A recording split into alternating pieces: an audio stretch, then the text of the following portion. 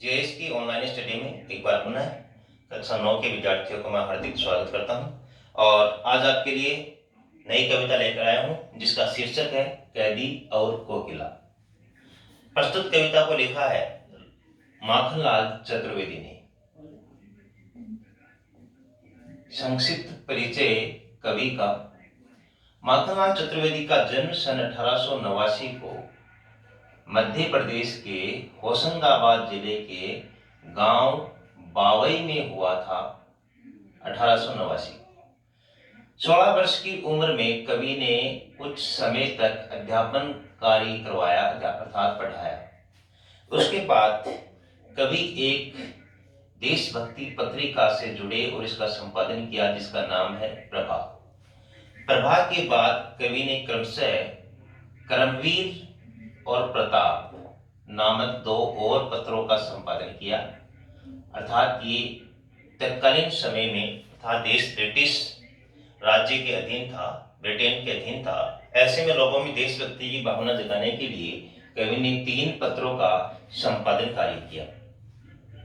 कवि में देशभक्ति कूट कूट कर भरी थी, एक देशभक्त कवि थे। इस कारण कवि को एक भारतीय आत्मा के नाम से जाना जाता है।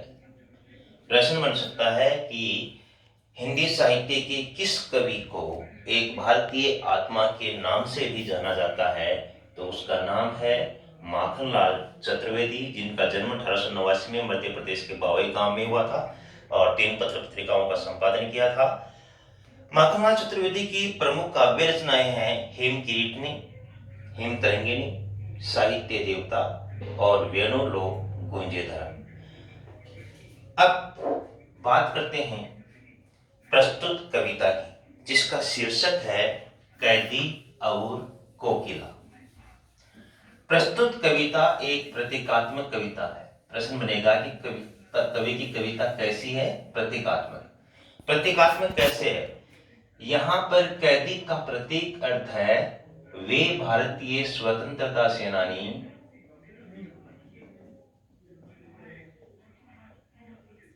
जो जेलों में बंद हैं, वे हैं कैदी। और कोकिला का प्रतीक अर्थ क्या है? वे भारतीय स्वतंत्रता सेनानी जो अपने घरों पर हैं। कैदी और कोकिला। कैदी का अर्थ है, प्रश्न बन सकता है कि कैदी और कोकिला कविता में कैदी और कोकिला के प्रतीक अर्थ लिखिए। तो कैदी का अर्थ है वे भारतीय स्वतंत्रता सेनानी जो जेलों में बंद है, अर्थात अंग्रेजों का राज्य है और अंग्रेजों के राज्य के कारण भारत के स्वतंत्रता सेनानी जेल में बंद है। वे किसकी श्रेणी में है? कैदी।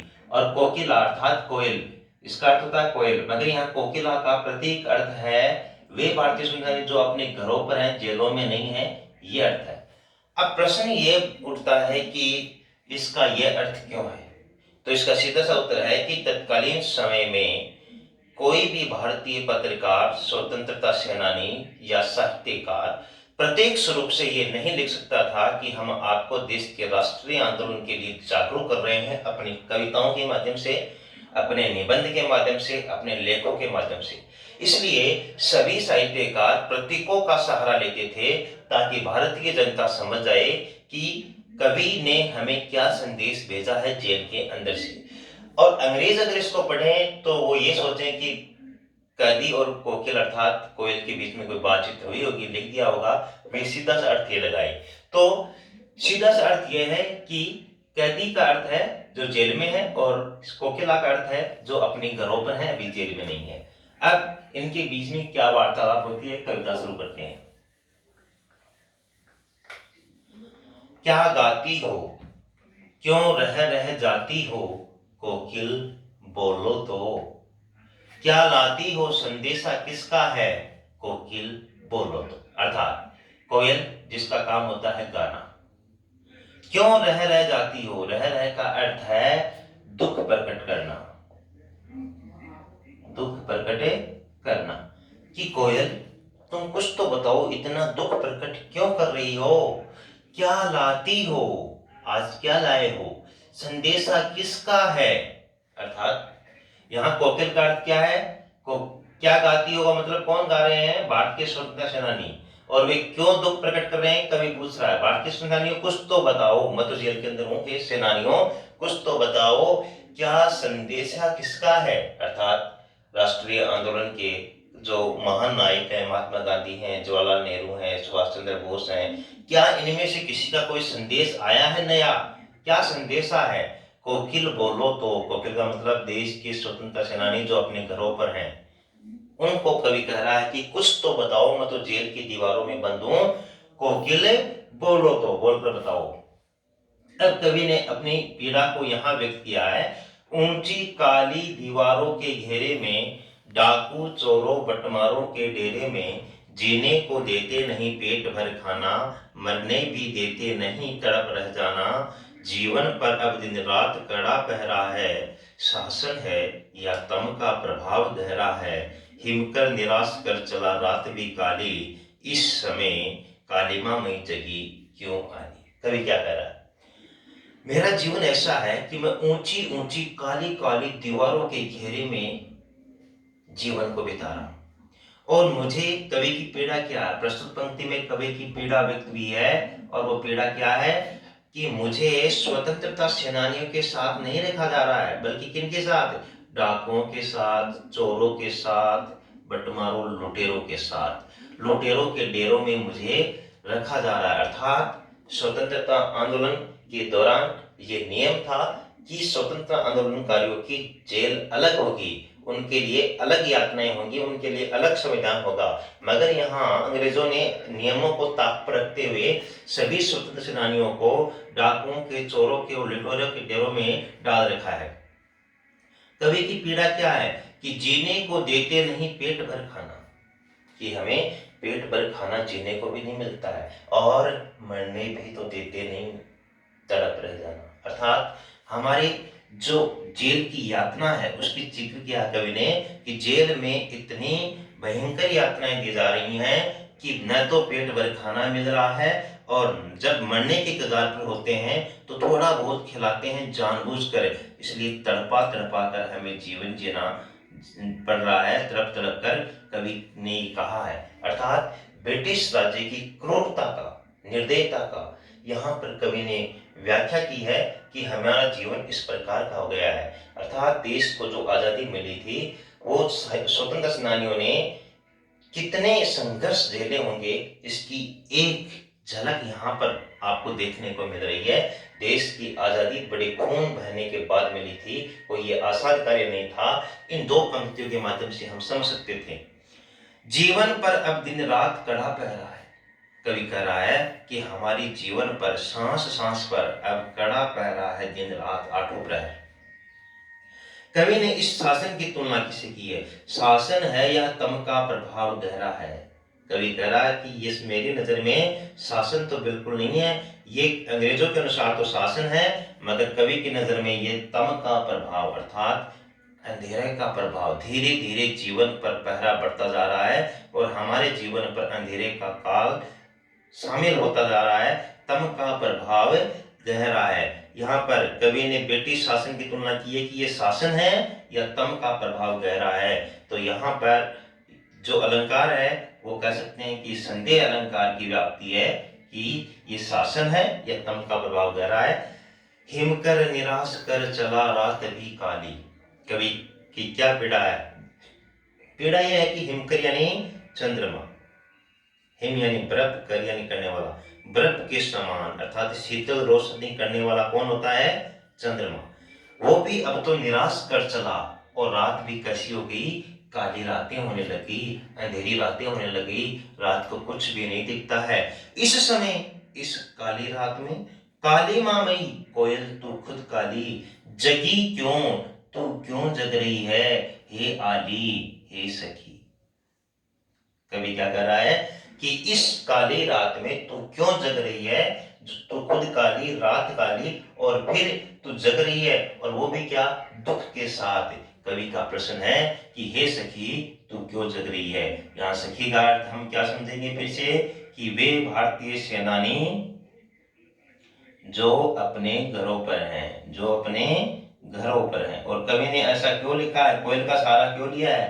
ताकि अंग्रेज इस कविता का अर्थ नहीं समझ आए, ताकि अंग्रेजों को यह पता न चले कि देश के उन लोगों को जगाने का प्रयास किया जा रहा है जो अपने घरों पर हैं, अभी स्वतंत्रता आंदोलन से जुड़े नहीं है। आगे, क्यों हुक पड़ी? हुक का मतलब है दुख प्रकट करते हुए रोना, ये हुकना है। क्यों हुक पड़ी वेदना बोझ वाली सी? वेदना यानी पीड़ा, कष्ट, मुसीबत, आफत। ये इतने कष्ट के साथ, कैसा कष्ट है? बोझ वाला। इतनी बोझ वाली वेदना के साथ तो क्यों हुक रही है? कोकिल बोलो तो, आखिर बताओ तो सही, देश में ऐसा क्या माहौल चल रहा है? संदेश किसका है? ब्रिटिश साम्राज्य ने ऐसे कौन से अत्याचार भारतीयों पर ढाए हैं? कोकिल कुछ तो बोलो, बताओ तो सही, क्या लूटा?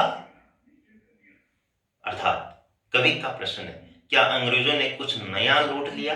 अर्थात वसुधैव कुटुंबकम का संदेश देने वाला यह राष्ट्र और विश्व को संपूर्ण रूप से सहायता मुहैया कराने वाला यह राष्ट्र, और हम ये कह सकते हैं कि सोने की चिड़िया वाला यह राष्ट्र, क्या इस राष्ट्र में से अंग्रेजों ने कुछ और लूट लिया?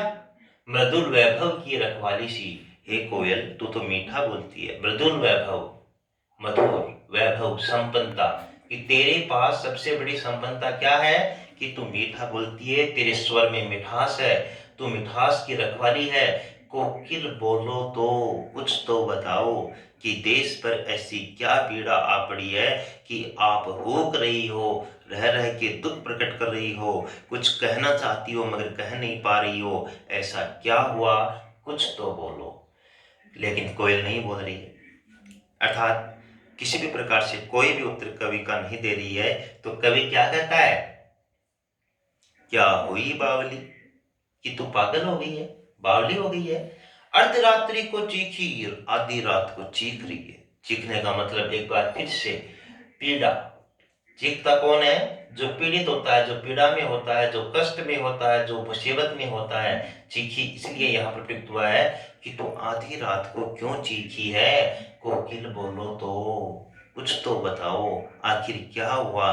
देश में नया अत्याचार हुआ है, देश के स्वतंत्र सेनानियों के साथ दुराघात हुआ है, या देश की समृद्धि को लूटा है, या अंग्रेजों ने नए तरीके से भारतीय स्वतंत्र सेनानियों पर कहर ढाया है? कुछ तो बोलो, कोकिल बोलो तो। कोकिल का मतलब वे भारतीय स्वतंत्रता सेनानी जो अपने घरों पर हैं। किस दावानल की ज्वालाएं हैं दिखी? दावानल किसको बोलते हैं? जंगल में लगी आग को, जंगल में लगी आग को। कि आपको ऐसी कौन सी लपटें दिखी हैं? लपटें दिखने का मतलब है देश के क्रांतिकारियों, स्वतंत्रता सेनानियों, राष्ट्र नायकों पर अत्याचार करना, ये दावानल है। कि किस दावानल की ज्वालाएं हैं दिखी? कोकिल बोलो तो, कुछ तो बोलकर बताओ, क्या देख न सकती जंजीरों का गहना? कवि क्या कह रहा है कि अर्थात कवि जेल में है। जेल में है मतलब कैदी की तरह है, कैदी की तरह है मतलब एकदम जकड़ा हुआ है, किनसे? जंजीरों से। और कवि ने क्या कहा है जंजीरों को, बेड़ियों को? गहना कहा है। क्या कहा है? गहना। हथकड़ियां क्यों? कवि कह रहा है कि आप इनको हथकड़ियां मत समझो, ये क्या है? ब्रिटिश राज का गहना। अर्थात कोई भी स्वतंत्रता सेनानी अगर जेल में बंद है और वो ये मान ले कि मेरा सब कुछ बर्बाद हो गया है, तो स्वतंत्रता आसानी से नहीं मिलेगी, अर्थात व्यक्ति वहीं मर जाएगा। और जो स्वतंत्र सेनानी इन कष्टों को, इन मुसीबतों को, इन विपत्तियों को और इन जो पीड़ाएं हैं, इन वेदनाएं हैं, इन वेदनाओं को अगर आसानी से सहन कर लेगा तो वो क्या है? उसके लिए गहने के समान है। वर्तमान समय में देश महामारी के दौर से फिर से गुजर रहा है, तो हमें एक संबल देती है, एक आश्रय देता है और एक हमें सहारा मिलता है कि हम कुछ न कुछ ऐसा नवीन कार्य करें जिसके परिणाम स्वरूप ये दर्द भरा जीवन याद ना आए। तो कवि भी कुछ ऐसा ही कह रहा है कि इसको आप हथकड़ियां मत समझो। क्या समझो? ब्रिटिश राज का आभूषण समझो, कोहलों का चर्रक चूम।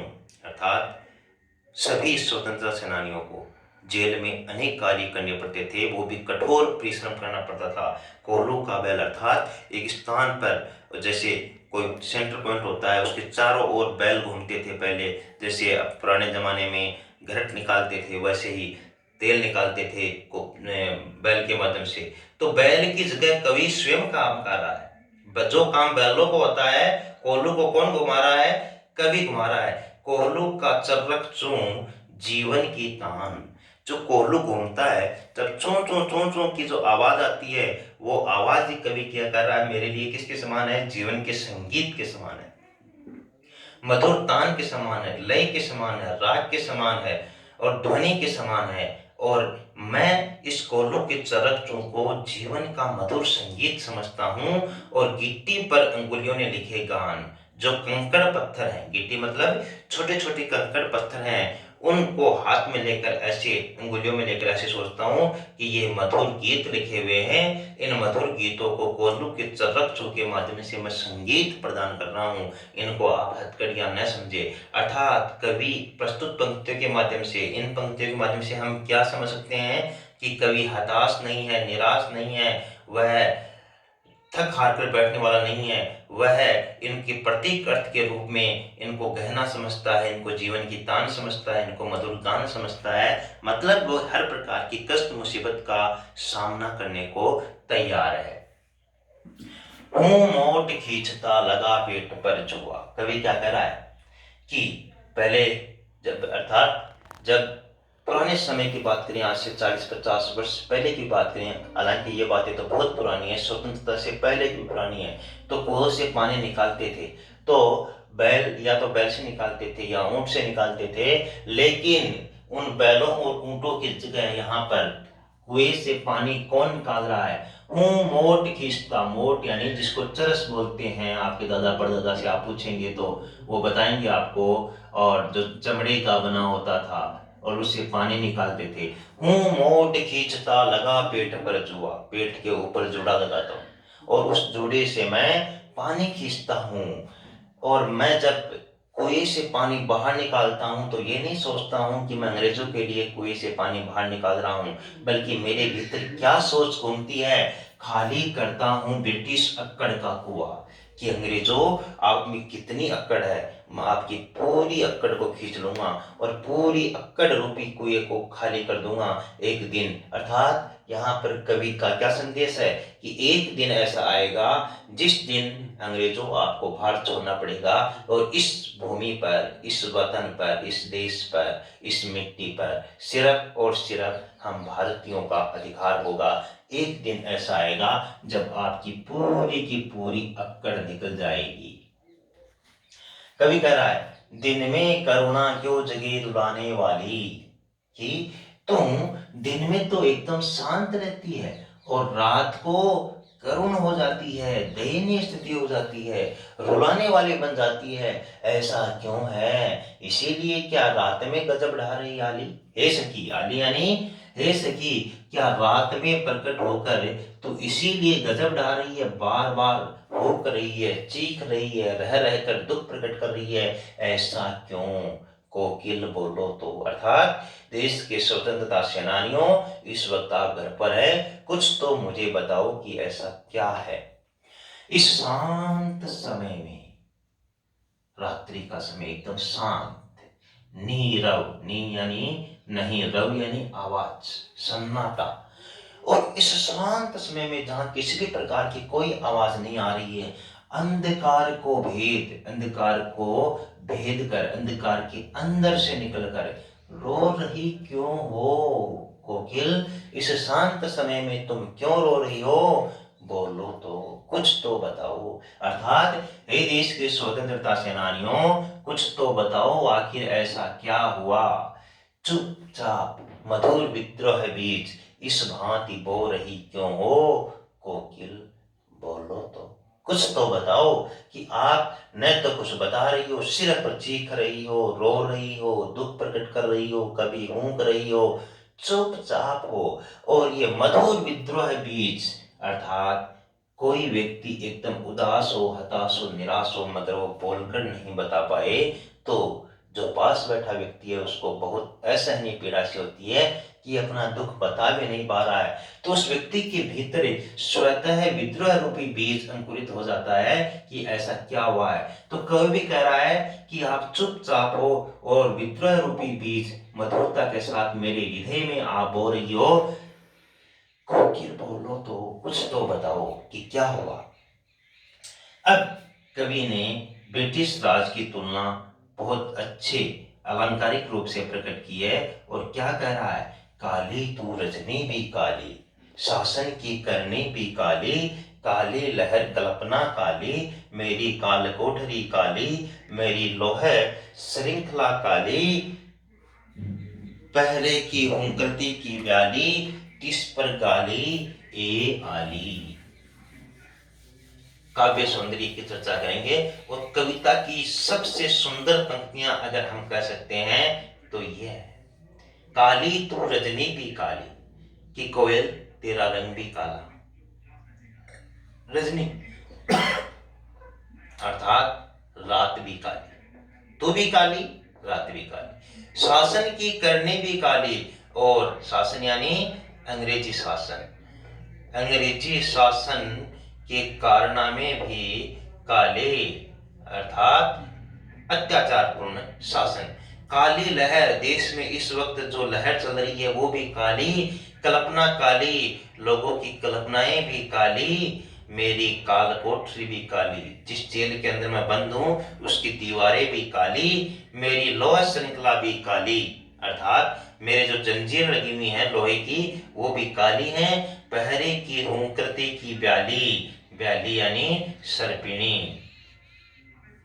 कि हमारे ऊपर सर्पिणी जैसा पहरा है कि थोड़े बहुत भी इधर उधर हिले नहीं डोले नहीं, कि सर्पिणी के ना सर्पिणी जिस प्रकार डसती है उस प्रकार से हमें अंग्रेज डसने को आते हैं, तिस पर है गाली ए आली, बावजूद इसके अंग्रेजों द्वारा हमें अनेक प्रकार की ऐसी गालियां सुनने को मिलती हैं कि हम वे सुन नहीं सकते, मगर फिर भी हमें सुननी पड़ती हैं, ए आली हे सखी। अब यहाँ पर यमक अलंकार की बहुत अद्भुत छटा देखने को मिलती है, उसकी चर्चा अपन करेंगे। यमक अलंकार कहाँ होता है, जहां एक शब्द एक से अधिक बार आए वह हर बार उसका अर्थ परिवर्तित हो जाए, वहां यमक अलंकार होता है। यानी कोई एक वर्ड बार बार आ रहा है लेकिन हर बार वो उसका वर्ड उस वर्ड का अर्थ है वो चेंज होता जा रहा है। तो जैसे काली तू, यहाँ इस काली का अर्थ है कोयल का रंग, रजनी भी काली, रजनी भी काली का मतलब है अंधेरी रात, इस काली का अर्थ क्या हो गया, अंधेरी रात, इस काली का अर्थ कोयल का रंग, शासन की करनी भी काली, इस काली का अर्थ है अत्याचार पूर्ण शासन, काली लहर, काली यहाँ पर काली का अर्थ है कि देश का वातावरण बहुत खराब होना, कल्पना भी काली, लोगों की सोच में विकार होना दोष होना, इसका अर्थ है काल कोठरी काली, जेल की दीवारें, यहाँ इस लाइन का अर्थ क्या है कि जेल की दीवारें भी काली, लोह श्रृंखला काली अर्थात जंजीरों का रंग भी काला, पहरे की हुंकरते की ब्याली अर्थात सर्पिणी जो मैंने बताया है, बावजूद इसके सुनने को मिल रही हैं गालियां। तो यहाँ पर यमक अलंकार की बहुत ही अद्भुत छटा देखने को हमें मिली है और आगे अभ्यास प्रश्नों में से प्रश्न भी है कि काली शब्द के सौंदर्य को कवि ने किस प्रकार व्यक्त किया है उसको आप लिखो।